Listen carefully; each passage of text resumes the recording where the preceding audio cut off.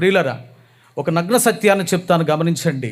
అదేమిటంటే, ఈ ప్రపంచంలోని వేద పాండిత్యాలన్నిటినీ అభ్యాసన చేసి వాటన్నిటినీ అవపోషాన పట్టి ప్రధాన పూజారి యొక్క పీఠాన్ని అధిష్ఠించి దైవార్చకులుగా పిలువబడినటువంటి ఒక గొప్ప దైవార్చకుడు ఆశీర్వదించిన, బైబిల్ అంతా పట్టించి యేసుక్రీస్తు ప్రభువే దేవుడు, ఆయన తప్పించి మరొక దేవుడు లేడు, ఆయన ముక్తి ప్రదాత, ఆయన మనుషుల కొరకు చనిపోయాడు అని ప్రకటించేటువంటి ఒక పెద్ద పాస్టర్ గారు లేక పోపు గారు ఆశీర్వదించిన, లేదంటే ఒక చక్కని దీర్ఘ ప్రార్థనలు చేస్తూ క్రమమైనటువంటి భక్తిని అలవాటు చేసుకొని చక్కగా 3 పూటల నమాజ్ చేసేటువంటి ఒక మంచి ముస్లిం ఇమాం ఆశీర్వదించిన మనిషికి దీర్ఘాయుష్యు లభించదు. ఎందుకంటే మనసులోని ఆశను, ఎక్కువ కాలం బ్రతకాలి అనే ఒక ఆశను మాటల్లో దీర్ఘాయుష్మాన్ భవ అని పలకడమే తప్ప మనిషికి తాను పలికిన మాటను బట్టి దీర్ఘాయుష్ను అనుగ్రహించగలిగినటువంటి శక్తి లేదు.